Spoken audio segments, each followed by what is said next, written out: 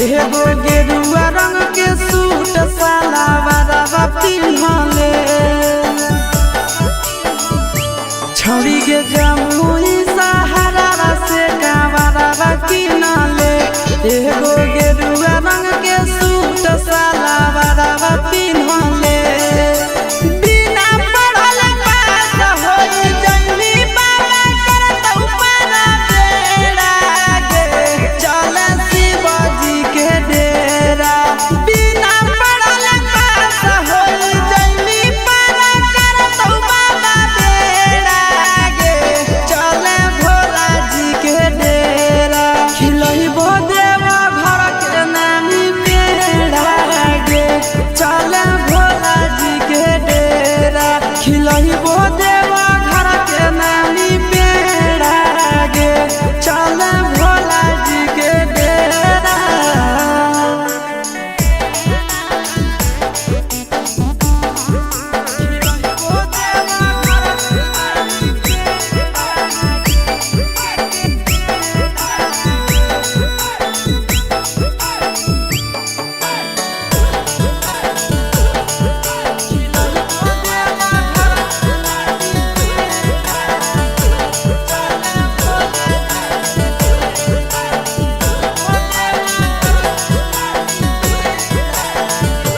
बाबा को जलवा चढ़ैली मीठा फल मिलतौगे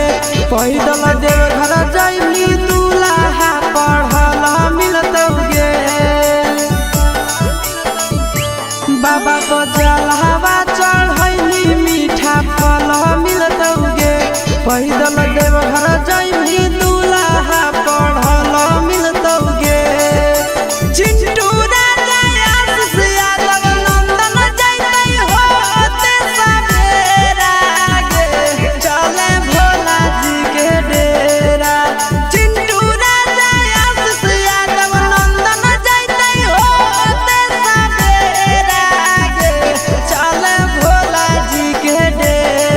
खिलइबो देवा घर के नामी पेड़ा गे चले भोला जी के डेरा खिलइबो देवा घर के नामी पेड़ा गे चले भोला जी के डेरा चले गे पतर की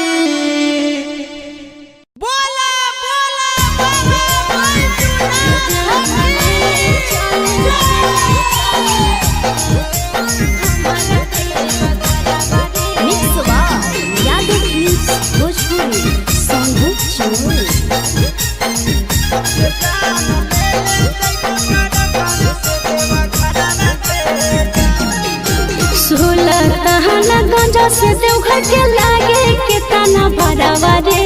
जान 16 तहना गंजा से देवघर के लागे के तना भरावा रे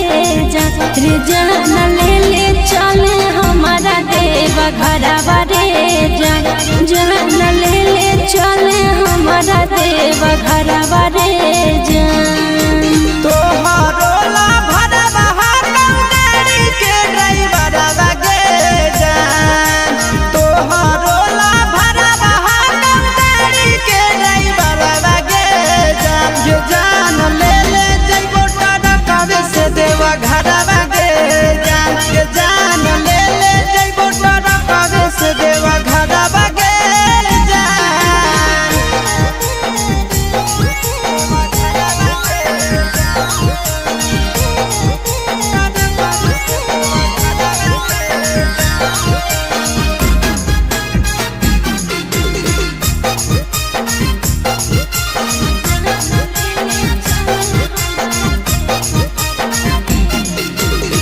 बरसै सावन हमा जब तरसो है मन हमारे कहियो नहीं गेलिए छोड़ा भोला के भवन हमारे रेडी रही हो जान काहे हक देबै गरी आगे पहिले सोमारी ले जइबो बाबा के दुआरी आगे अरे पहिले से किनले ही गेरुआ सूट सलवार बारे जान पहिले से किनले ही गेरुआ सूट सलवारवा रे जान जान ले चले हमारा देवा घरवा रे जान ये जान ले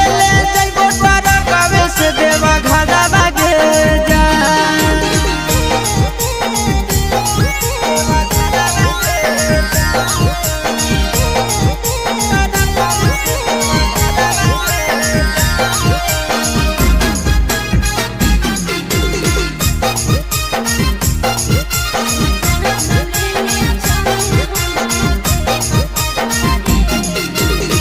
दिलवा में ढेरा दिन से ये है सपना रे करबै दर्शन बाबा के पूरा तैयार मना रे अपन ला भरवा परतो रखे बिसवा सगे तोरा हम लेके जइबो बाबा के पास गे साथे जइते आस यादव चिंटू ड्राइवर रे जान साथे जइते आस यादव नंदन ड्राइवर रे जान जान ले चले हमारा देवा घरवा रे जान ये जान